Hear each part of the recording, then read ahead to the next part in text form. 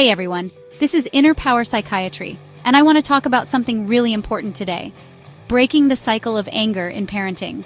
If you're a mom who's experienced a difficult past, especially with your own parents, you might find yourself reacting to your child in ways that you don't feel good about. I know because I've been there. It's incredibly hard to parent differently than how we were parented, even when we desperately want to. But here's the good news: you're not alone. And with awareness and effort, we can learn to respond to our children with calmness and understanding, even in the face of big feelings, both theirs and ours. Let's be real for a second. Parenting is hard, like really hard. And when you're parenting a 2-year-old, it can feel like you're navigating a constant storm of emotions, yours and theirs. It's okay to feel frustrated. It's okay to feel like you're not sure what to do. Those feelings are totally normal. But here's the thing. When we come from a past where anger or yelling were common, those feelings of frustration can trigger a deeper reaction in us. We might find ourselves on edge, like we're about to explode. And that's because our bodies and minds are wired to protect us from danger. When we were little, anger and yelling might have meant we weren't safe. So now, even though we're adults and our children aren't intentionally trying to hurt us, our bodies still react in the same way. The first step to breaking this cycle is awareness. Start by noticing those moments when you feel that surge of frustration. What does it feel like in your body? Where do you feel it? Do you feel your heart racing, your jaw clenching? Just notice it without judgment. And then before you react, take a deep breath. Just one. This pause, this moment of awareness, is everything. It creates space between the trigger and your reaction. Our past experiences, especially those from our own childhoods, can have a powerful influence on how we parent. If we grew up in homes where yelling, anger, or even physical punishment were common, we might find ourselves repeating those patterns, even though we swore we never would. It's like we're on autopilot, reacting in the same ways our parents did, even when it doesn't feel good. But here's the truth. You are not your mother. You are not your father. You are your own person, capable of making different choices. Breaking this cycle starts with acknowledging the impact of our past. It's about recognizing that those old patterns are not our fault, but they are our responsibility to change. One of the most powerful tools I've found for breaking the cycle of anger is creating a calm-down routine. This is something you can do for yourself when you feel that surge of frustration rising. Maybe it's taking those deep breaths we talked about. Maybe it's stepping away from the situation for a moment, even if it's just to go to the bathroom and splash some water on your face. Maybe it's having a go-to phrase that helps you recenter, like, "This is hard, but I can handle it." The key is to find what works for you and to practice it regularly, even when you don't feel triggered.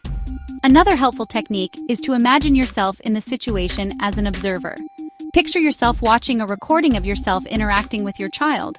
What would you see? What would you hear? Would you like what you see and hear? This exercise can be really eye-opening because it allows us to see our behavior from a different perspective. It helps us to identify those moments when we're reacting from a place of old patterns and to start making different choices. I know, you've heard it a million times. Put your own oxygen mask on first. But here's the thing. It's not just a catchy saying. It's essential advice, especially for moms. We often put so much pressure on ourselves to be everything to everyone. The perfect mom, the perfect partner, the perfect employee, the perfect friend. But the truth is, we can't pour from an empty cup. When we're exhausted, overwhelmed, and running on fumes, it's so much harder to be the patient, understanding parent we want to be. So, how do we take care of ourselves? It starts with giving ourselves permission to prioritize our own well-being. It's about recognizing that self-care isn't selfish, it's essential. Start by asking yourself, what do I need today to feel more grounded, more energized, more like myself? Maybe it's a hot bath, a walk in nature, reading a good book, or simply having a few minutes of quiet time alone. Whatever it is, make it a non-negotiable part of your day. And please, please, please don't be afraid to ask for help. Whether it's from your partner, a family member, a friend, or a therapist, reaching out for support is a sign of strength, not weakness. Parenting is a team sport, and we weren't meant to do it alone. Remember, you deserve to be cared for just as much as your children do. Chapter 4. Learn to repair after losing patience. Let's talk about those moments when, despite our best intentions, we lose our patience. Those moments when we snap at our kids, raise our voices, or say something we regret. First and foremost, know that it's okay. You are not a bad mom. You are human, and we all make mistakes. What matters most is how we repair those ruptures in the relationship. Because here's the thing, our kids are always watching and learning from us. When we model how to apologize, how to take responsibility for our actions, and how to repair after a conflict, we're teaching them invaluable life skills. So, how do we repair after losing our patience? It starts with a genuine apology. Get down on their level, make eye contact and say, "I'm sorry for yelling. That was my fault, not yours." Avoid making excuses for your behavior. Instead, focus on how your actions might have made them feel. You could say, "You were feeling angry that you couldn't have the toy, and I got frustrated, but it's not okay for me to yell at you." After you've apologized, take some time to reconnect with your child.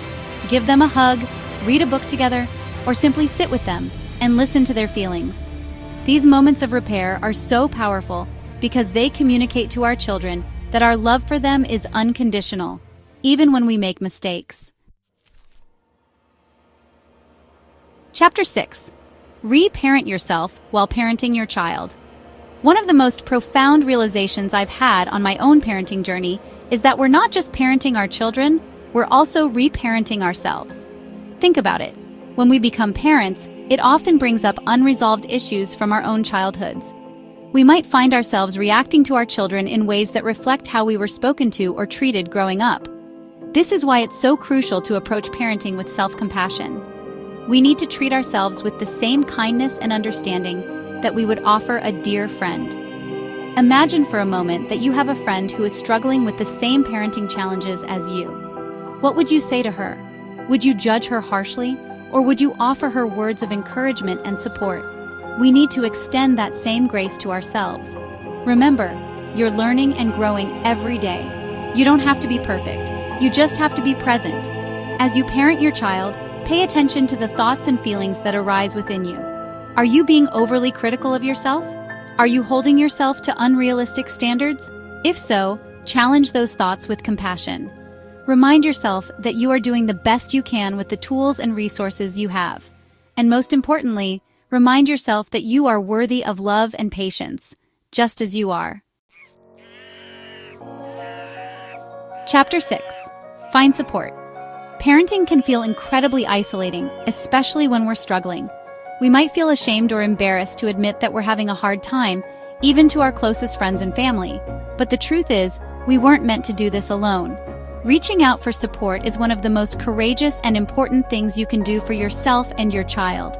Start by connecting with other parents who understand what you're going through. Join a local parenting group, attend a workshop, or connect with others online. Sharing your experiences and hearing from others can help you feel less alone and more understood. If you're finding it particularly challenging to break free from old patterns, or if you're struggling with your own emotional well-being, consider seeking professional help. A therapist can provide you with a safe and supportive space to process your past, develop healthier coping mechanisms, and learn new parenting skills. Remember, asking for help is a sign of strength, not weakness. It takes courage to acknowledge when we need support and to reach out for guidance. You don't have to navigate this journey alone. There are people who care about you and want to help you succeed. Outro: you are not alone. If you're feeling overwhelmed, please know that you're not alone. So many moms have been where you are now. Remember, healing is a journey, not a destination.